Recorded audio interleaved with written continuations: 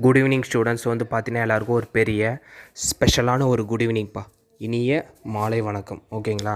அது மட்டும் இல்லை வந்து பார்த்தீங்கன்னா இப்போ இருக்கிற சூழ்நிலை வந்து பார்த்திங்கன்னா தமிழகத்தில் ஜூன் 10ஆம் தேதி சொன்னபடி பள்ளிகள் திறக்குமா இல்லை தள்ளி போகுமான்ற கேள்வி பலதரப்பட்ட இடத்துல வந்து இதுவாக இருக்குப்பா.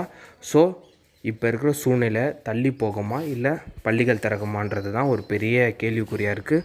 ஸோ அந்த சூழ்நிலையில் வந்து பார்த்திங்கன்னா என்ன நடக்க போகுதுன்னா பலதரப்பட்ட இடத்துல வந்து பார்த்திங்கன்னா கோரிக்கைகள் வந்து பார்த்திங்கன்னா எழுந்துன்னு இருக்குது. என்னன்னு வந்து பார்த்திங்கன்னா ஜூன் 6ஆம் தேதி பள்ளிகள் திறக்குதுன்னு சொல்கிறீங்க, 10ஆம் தேதிக்கு ஒத்தி வச்சிங்க. இந்த 4 நாள் தள்ளி வைக்கிறதால வெயில் குறைஞ்சிருமா இல்லை மாணவர்களுக்கு தான் சௌகரியமாக இருக்குமான்ட்டு பலதரப்பட்ட பேர் வந்து பார்த்திங்கன்னா கோரிக்கை வந்து எழுப்புகிறாங்க தமிழக அரசுக்கிட்ட.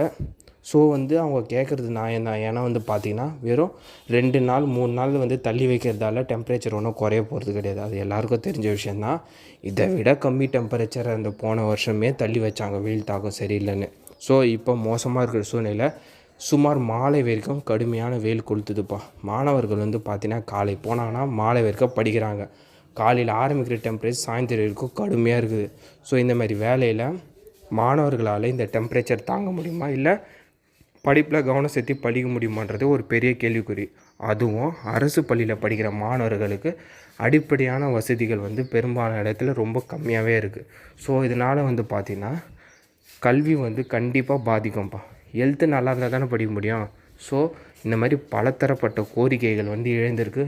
இன்னும் ஓரிரு வாரங்கள் பள்ளிகளை தள்ளி வைக்கணும், டெம்பரேச்சர் குறைஞ்சி நார்மலான பிறகு தான் பள்ளிகள் திறக்கணும், அப்போ தான் மாணவர்களால் படிக்க முடியும்னு ஆசிரியர்கள் சார்பாகவும் பெற்றோர்கள் சார்பாகவும் பல கட்சிகளும் இது வலியுறுத்துகிறாங்க. ஓகேங்களா? ஸோ இது வந்து பார்த்திங்கன்னா ஏற்றுக்கொள்ளாமல் தான் போயிருக்கு இந்த கோரிக்கை. ஸோ பார்க்கலாம், இந்த கோரிக்கையெல்லாம் போயிருக்கு.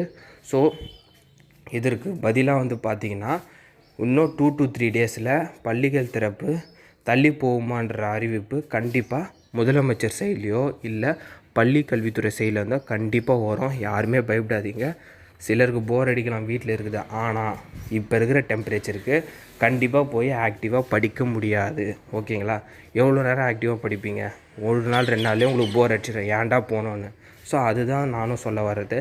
ஆக்டிவாக இருந்தால் தான் படிக்க முடியும். ஸோ டெம்பரேச்சர் குறைஞ்சால் தான் மாணவர்களால் சகஜமாக படிக்க முடியும்னு நிறைய பேர் வந்து கோரிக்கை வைக்கிறாங்க.